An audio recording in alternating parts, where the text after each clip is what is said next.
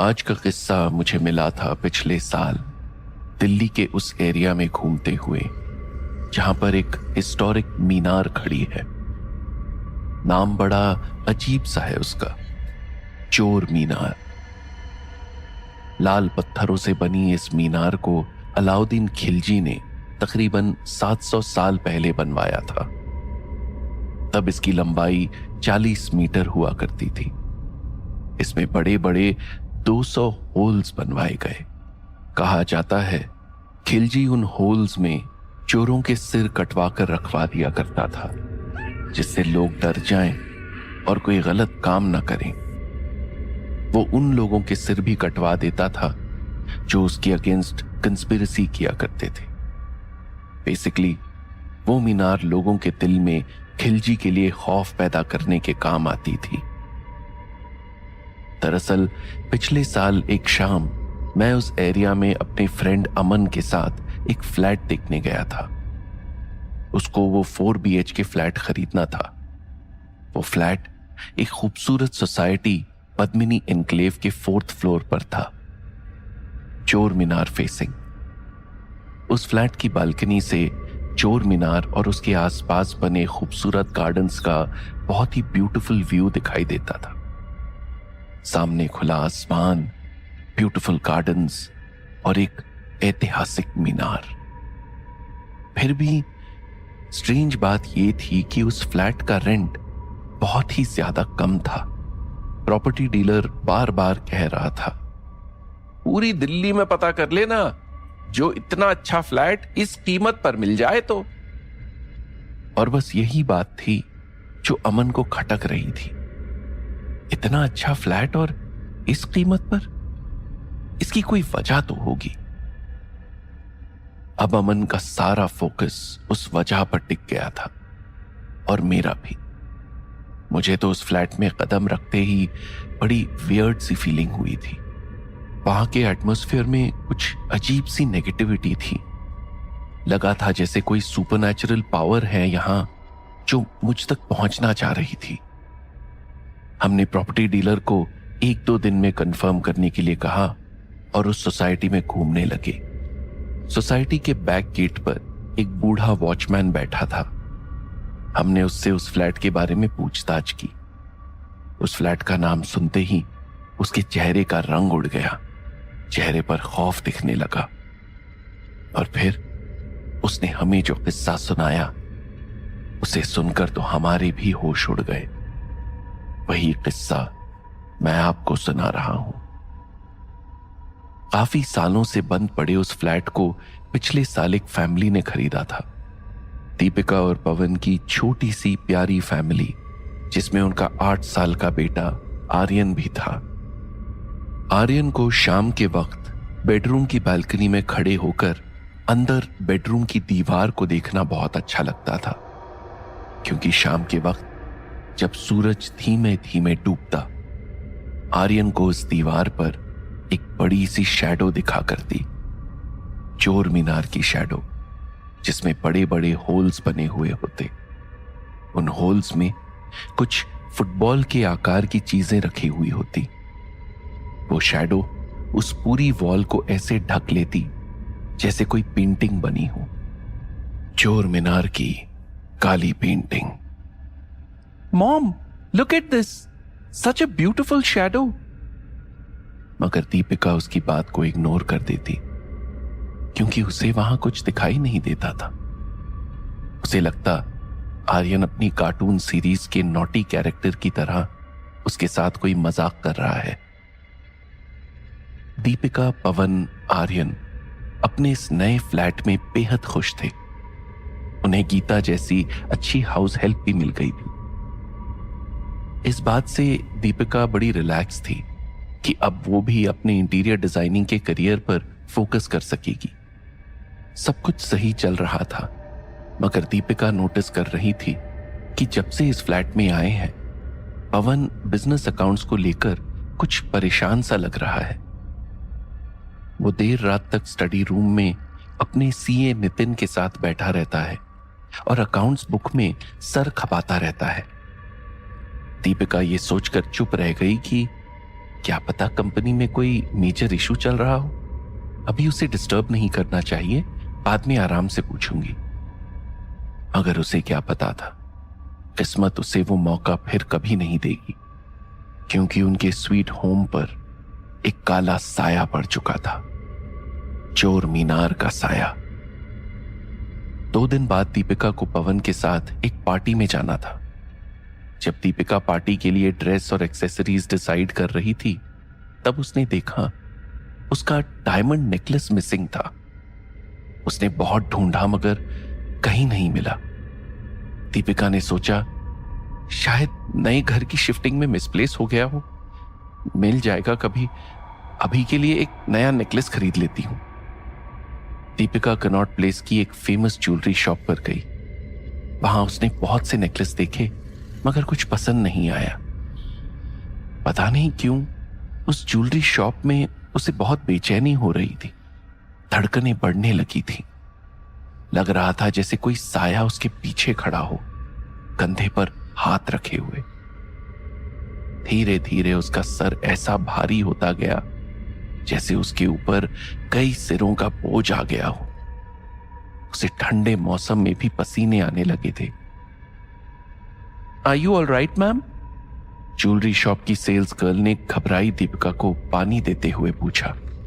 Yes yes, I am fine, excuse me, I will come back some other day, कहकर Deepika हड़बड़ाकर shop से बाहर निकल आई और तेज कदमों से कार की ओर चल पड़ी। उसकी चाल में ऐसा डर, ऐसी घबराहट थी जैसे पुलिस पीछे लग गई हो। उसने कांपते हाथों से कार ड्राइव की और जैसे तैसे घर पहुंची। वो लड़खड़ाते हुए बेडरूम में गई और ड्रेसिंग टेबल के मिरर के आगे थम से बैठ गई। दीपिका ने कांपते हाथों से अपना पर्स खोला। पर्स में एक डायमंड नेकलेस था। वो डायमंड नेकलेस जो उसने खरीदा नहीं था बल्कि शॉपलिफ्ट किया था।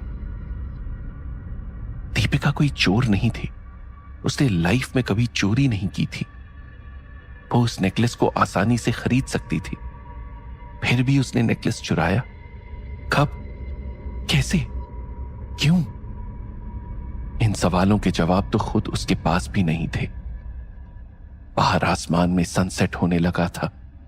आर्यन रोज की तरह भागकर बालकनी आ गया, उस शैडो को देखने के लिए जो सिर्फ उसे दिखाई देता था। धीरे धीरे बालकनी से होता हुआ चोर मीनार का शैडो अंदर आने लगा और बेडरूम की पूरी दीवार पर छा गया। दीपिका अब भी मिरर को एकटक देख रही थी मगर उसे कुछ दिखाई नहीं दे रहा था। वो जैसे अपनी सारी सेंसेस खो रही थी। उसका शरीर धीरे धीरे सुन्न होकर बर्फ की तरह ठंडा पड़ता जा रहा था। उसे थोड़ा होश आया तो आंखों पर जोर देकर मिरर में देखा। उसे अपनी धुंधली सी इमेज दिखाई दी जिसमें उसे अपना धड़ तो नजर आ रहा था मगर सिर कहीं नहीं था। उसका सिर गायब था। My head! दीपिका पूरी तरह डर गई। तभी उसकी नजर साइड वाली वॉल पर पड़ी। पहली बार उसे एक शैडो दिखा, चोर मीनार का शैडो। ये वही शैडो तो नहीं जिसके बारे में आर्यन बताता है, उसने सोचा। तभी उसे शैडो के एक होल में एक सिर जैसा ऑब्जेक्ट रखा हुआ दिखा। उसने थोड़ा गौर से देखा, वो उसी का सिर था, वही नेकलेस पहने हुए जो उसने आज चोरी किया था। दीपिका डर के मारे चीख पड़ी। वो चीख सुनकर आर्यन बालकनी से भाग कर आया। Mom, what happened mom? Are you okay? Aryan बुत बनी बैठी दीपिका का हाथ पकड़ उसे हिलाने लगा। उसके हिलाने से दीपिका का सिर धड़ से लुढ़क कर नीचे गिर पड़ा, ऐसे जैसे कोई फुटबॉल गिर जाती है ऊंचाई से। आर्यन चाह कर भी चीख नहीं पाया और बेहोश हो गया। फ्लैट के उस बेडरूम में क्या चल रहा था ये बाहर किसी को नहीं पता था। पवन रोज की तरह स्टडी रूम में अपनी अकाउंट्स फाइलों में उलझा हुआ था। उसका सीए नितिन भी उसके साथ ही बैठा था। उसे समझ नहीं आ रहा था वो ये सब क्यों कर रहा है। टैक्स चोरी करने की कोशिशें, ऐसा तो उसने कभी नहीं किया, ना ही कभी करने की सोची। वो हमेशा अपना पूरा टैक्स भरता है। Then why is he doing all this bullshit. उसे फील हो रहा था जैसे कोई है जो उसके सिर पर चढ़ा हुआ है, जबरन ये सब करवा रहा है। और आज फाइनली वो खुद से हार गया। उसने अकाउंट बुक्स में चेंज कर टैक्स चोरी कर लिया। ऐसा करते ही उसे बड़ा हल्का महसूस हुआ, जैसे कोई बोझ उतर गया हो सिर से। रात के तकरीबन 11 बज गए थे। नितिन जा चुका था, मगर पवन अभी तक स्टडी रूम से बाहर नहीं आया था। ना ही आज उसे किसी ने डिनर के लिए बाहर बुलाया था। उसे तो जैसे समय का कुछ होश ही नहीं था। तभी फ्लैट की बिजली चली गई, हर तरफ अंधेरा हो गया। उस दिन पावर बैकअप भी काम नहीं कर रहा था। पवन कैंडल्स जलाने के लिए दीपिका को बुलाने लगा, मगर वो नहीं आई। फिर उसने गीता को पुकारा, गीता, गीता, मगर कोई जवाब नहीं आया। उसने मोबाइल की टॉर्च जलाने की कोशिश की, मगर तभी उसका फोन पूरी तरह डिस्चार्ज हो गया। ये क्या हो रहा है आज? पवन अंधेरे में उठकर अंदाजे से स्टडी रूम के दरवाजे की ओर चलने लगा। दरवाजा खोलकर जैसे ही आगे बढ़ा, पैरों में कुछ टकराया, जैसे भारी कोल पत्थर हो। तभी गैलरी में सामने देखा तो कोई थोड़ा झुका हुआ कैंडल जला रहा था। कैंडल के जलने से गैलरी में थोड़ी रोशनी हुई। रोशनी में पवन की नजर पैरों से ठोकर खाई चीज पर पड़ी। उसका हार्ट फेल होते होते बचा। वो डर से चीखते हुए तेजी से पीछे हटा। वो भारी गोल पत्थर जैसी चीज एक कटा हुआ सिर था। उसकी हाउसमेट गीता का सिर, जिसके गले से दीपिका का खोया हुआ नेकलेस लटक रहा था। पवन तेजी से दीपिका, दीपिका चीखते हुए वहां से भागने लगा तो उसके कदम लड़खड़ा गए। वो गैलरी की दीवार का सहारा लेकर थोड़ा संभला। उसने डरते हुए सामने देखा। कैंडल लिए उसका सीए नितिन खड़ा था, मगर ये क्या? नितिन का सिर उसकी बॉडी पर नहीं था।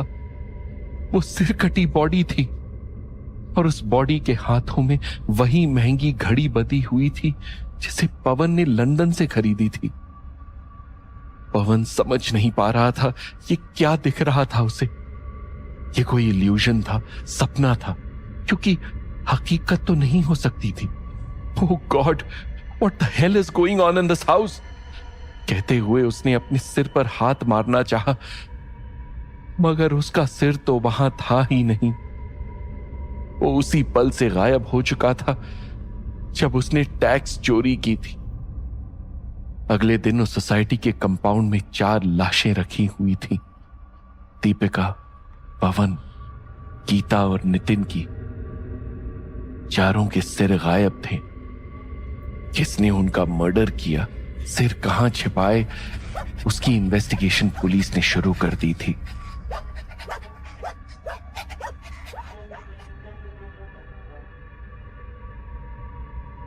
आर्यन हॉस्पिटल में एडमिट था। उसे अभी तक होश नहीं आया था। पवन के बड़े भाई शुभम, जो मुंबई के जाने माने बिल्डर थे, दिल्ली पहुंच चुके थे। वो आर्यन का हर तरह से ख्याल रख रहे थे। होश में आने पर आर्यन ने उन्हें वो आंखों देखा वाकया बताया कि कैसे दीपिका का सिर धड़ से अलग होकर फ्लोर पर गिरा था। मगर शुभम ने उसकी बात पर यकीन नहीं किया। शुभम तो क्या, किसी को भी उसकी बात पर यकीन आना मुश्किल था। शुभम आर्यन के साथ कुछ दिनों के लिए उसी फ्लैट में शिफ्ट हो गए। उस खौफनाक घटना को गुजरे हुए 2 हफ्ते बीत चुके थे, मगर पुलिस को अभी तक कातिलों का एक भी क्लू नहीं मिला था। एक शाम पवन और दीपिका के बेडरूम में पुलिस इन्वेस्टिगेशन चल रही थी। पुलिस ने उस कमरे को अब तक सील किया हुआ था। इंस्पेक्टर को उस कमरे में सफोकेशन महसूस हुआ तो उन्होंने कमरे की बालकनी का दरवाजा खोल दिया। उस बालकनी का जिसके सामने चोर मीनार खड़ी थी। सनसेट के साथ चोर मीनार का शैडो फिर बेडरूम की दीवार पर पड़ने लगा था। उसका असर शुरू हो चुका था। शुभम को अपने आसपास कुछ अजीब सी एनर्जी महसूस होने लगी, जैसे कोई उसके दिलो दिमाग पर हावी होता जा रहा था। ठीक उसी मोमेंट उसे पहली बार थॉट आया, कितना बड़ा और आलीशान फ्लैट है ये। अगर किसी तरह मैं इसका मालिक बन जाऊं तो। आर्यन तो बच्चा है, उसे मैं संभाल लूंगा। उधर दूसरी ओर बालकनी में खड़ा आर्यन उस शैडो को ध्यान से देख रहा था। जब उसने शैडो के ऊपरी हिस्से में बने होल्स को गौर से देखा तो वो शॉक्ड रह गया। उसे वहां 5 सिर रखे दिखाई दिए। दीपिका, पवन, गीता, नितिन और शुभम के सिर। ये कैसे हो सकता है? शुभम अंकल तो मेरे सामने खड़े हैं, फिर उनका सर उस शैडो में कैसे? आर्यन पूरी रात परेशान रहा। उसने पुलिस को बताया भी कि मॉम डैड के सिर उस शैडो में हैं, मगर किसी ने उसकी नहीं सुनी। नेक्स्ट डे शुभम ने अपने कॉन्टैक्ट्स का इस्तेमाल कर उस फ्लैट को अपने नाम करा लिया। बस उसे यही नहीं करना चाहिए था। अगले दिन उस फ्लैट में एक और लाश मिली, सिर कटी लाश शुभम की। कहते कहते वॉचमैन चुप हो गया, फिर बड़ी भारी आवाज में बोला, चोर मीनार सजा की मीनार है जो किसी चोर को नहीं छोड़ती। उसके होल्स में बसी चोरों की आत्माएं लोगों से चोरी कराने से बाज नहीं आती, और चोर मीनार चोरों को सजा देने से। जिस पर भी चोर मीनार का साया पड़ जाता है वो चोर बन जाता है। पूरी सोसाइटी में बस वही एक फ्लैट है जिस पर चोर मीनार का साया पड़ता है, इसलिए जो वहां रहा हो गया। उस वॉचमैन की बातें सुनकर अमन का सिर चकराने लगा। उसकी हार्ट बीट बढ़ने लगी, आंखों में खौफ की लहरें उठने लगी। शाम को उस फ्लैट से निकलते हुए अमन ने उस फ्लैट की एक दीवार पर उस शैडो को देखा था, चोर मीनार का शैडो, जिसके होल्स में वहां कटे हुए सिर जैसे ऑब्जेक्ट्स भी दिखाई दिए थे। अमन को एक सिर कुछ कुछ अपने जैसा लगने लगा था, मगर उसने उसे वहम मानकर छोड़ दिया था। वॉचमैन से बात कर अमन और मैं अपने अपने घर चले गए।